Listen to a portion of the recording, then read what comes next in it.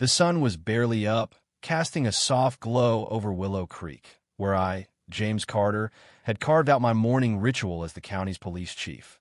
8 years into the job, I live for the rhythm. 5:30 a.m. jog, a quick shower, then coffee on my porch by 7 o'clock, skimming news on my tablet. My neighbors knew this was my sacred hour, so when a sharp knock hit my gate at 7:15 on a Saturday, my coffee mug froze mid-sip. A young white kid, maybe 20, stood there, clutching a paintbrush and a bucket, his designer hoodie and artfully messy blonde hair, screaming privy leg. His smirk set my nerves on edge. "Can I help you?" I called, setting my tablet down. He didn't wait for an VYT, show VYing through my gate like he owned the place. "I'm helping you saw," he said, his voice dripping with smugness. "My dad says our fence needs painting. I've got better things to do, so you're on it." He jerked his chin at the bucket. At 53, black, and a 30-year veteran of law enforcement, I'd seen plenty, but this kid's audacity was next level. The wooden fence he meant split my yard from the new neighbors, the Harrisons, who'd moved in a month ago. I'd met Tom Harrison, a solid electrician, but not this kid. "I'm James," I said, keeping my cool. "This is my house. That's my fence." His smirk grew sharper. "I'm Noah Harrison. Dad owns next door, so half that fence is ours. You're just chilling, so get to it." The jab assuming a black man on his porch had no plans stung, but I leaned on decades of dealing with ignorance. "Noah, that's not how property lines work, and I've outworked soon," I said. He scoffed, eyeing my sweats. "Work? On a Saturday?" At 6 feet 2 inches, my runner's frame loomed as I stood. "Yes, work." His tone shifted, but that smirk clung tight. "Look, I've got a party, and Dad'll lose it if this isn't done. I'll toss you $2. He flicked 2 crumpled bills at me. I laughed, no warmth in it. "You want me to paint for hours in this heat for $2 saw?" His eyes turned to steel. "It's not free, man.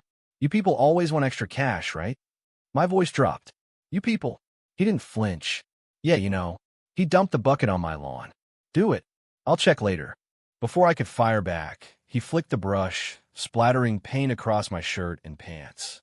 "Oops," he sneered. "Change anyway. Might as well paint." Shock hit me like a freight train. 30 years facing criminals, and this kid had me speechless. A roar exploded from next door. "Noah William Harrison."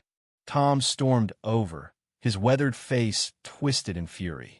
Stocky, with hands rough from years of labor, he looked ready to combust. "What the hell are you doing?" Noah stammered. "Dad, I was just—" Tom cut him off, turning to me with genuine remorse. "Mr. Carter, I'm so sorry." Paint dripped down my shirt as I nodded. "James, please. This'll be a pain to clean." Tom whirled on Noah. "Wallet. Now." Noah balked. "No way." "So now saw," Tom barked. Noah handed over a sleek wallet, and Tom pulled out lot 200, offering it to me. "For your clothes and the trouble." I waved it off. "Not needed, but I want an apology."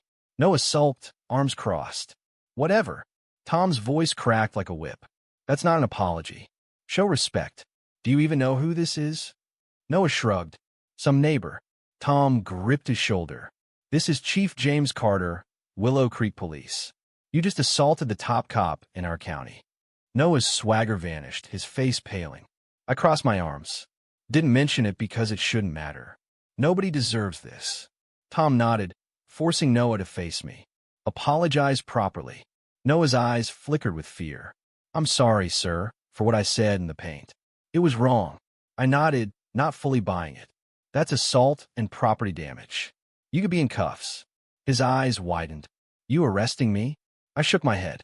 "No, but feel the weight of this." Tom tightened his grip. "He will."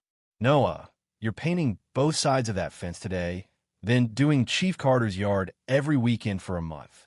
No parties, no phone, no car." Noah's "but Dad" died under Tom's glare. "I'm impressed," I told Tom. "Too many parents let this slide." He sighed. "We didn't raise him this way." I glanced at my watch, 7:30. "Gotta change for work." Tom nodded. "Noah starts this afternoon." Quietly, I pulled him aside. "Where's this coming from?" Tom ran a hand through graying hair. "My wife, Lisa, Got sucked into these online safety groups since we moved from Pine Grove. They're cesspools of bias. She's made comments about property values, changing neighborhoods. I've pushed back, but she calls it realism. Noah's worst college filled his head with rich kid entitlement. I frowned. Your response is solid, but I need to know this won't happen again. Film with my eyes. It won't. I'd like you and your family over for dinner once Noah proves himself. Lisa needs to meet you as the leader you are. Surprised, I said, I'll think about it, but Noah's actions come first. Inside, my wife, Denise, 50, her silver-streaked braids catching the light, gasped at my paint-splattered clothes. What happened? As I swapped my sweat for my uniform, I spilled the story. Denise, a high school principal, approved Tom's punishment but cautioned, "Too soft, James." I grinned. Strategic. He needs to learn, not just rot in a cell. Our daughter, Zoe, 16, chimed in, "Make him read James Baldwin while he's at it." I chuckled, heading to the station.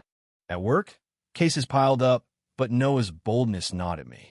I'd faced racism, my whole career profiled as a detective, undermined as chief, but this backyard stunt hit differently. By 5:30 p.m., I pulled into my driveway to find Noah painting under Tom's watchful eye, his jeans and tee a far cry from his designer getup. My uniform's gold badge hit him like a spotlight. His eyes widened. Tom approached. He's been at it an hour. The fence gleamed, Noah's strokes careful. "How's it going?" I asked. "Fine, sir." Noah mumbled, eyes down. "Sorry again." I nodded.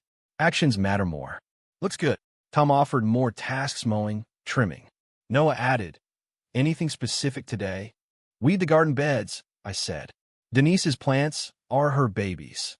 Inside, Denise cooked jerk chicken, smirking as Noah fumbled with weeds. "Clueless," she said. "He'll learn," I replied. "One kid won't fix the world," she warned. I handed Noah a glass of water, showing him mint versus weeds. "Why no arrest?" he asked. "Would jail teach what this does?" He shrugged. "It'd scare me." I leaned in. "Your mom's city people talk?" "It's a narrow lens. Policing isn't just cuffs, it's systemic. Law's not equal. You'd get probation with your clean record. Others? Jail, no lawyer. Pre-VY leg is that gap." He nodded, weeding with care. "Why a cop?" he asked. "Wanted to be a lawyer, but a kind officer showed me policing could serve everyone." By 6 o'clock, Noah had cleared 2 beds, sweating but precise. On a whim, I and VY Ted the Harrisons for dinner. "A peace offering," I said. Denise's chicken filled the air as Zoe set the table, eyeing Noah. "You threw paint on Dad," she said. Noah flushed. "I'm sorry." Lisa arrived, her prim blazer clashing with her shock that I was chief. At dinner, her jabs about urban decline and affirmative action lit a fuse. Zoe, aiming for Spellman, fired back. "Black kids can't be average to compete." Lisa doubled down. Noah cut in, voice shaky but clear. "My college admission? It was connections, not merit. That's PRIVY leg." Lisa's jaw dropped. "You're brainwashing my son," she snapped. I clarified, "We talked while he worked off his assault." "Tom backed me." Lisa stormed out. Noah stayed, apologizing. "I judge you by race." "I'm learning."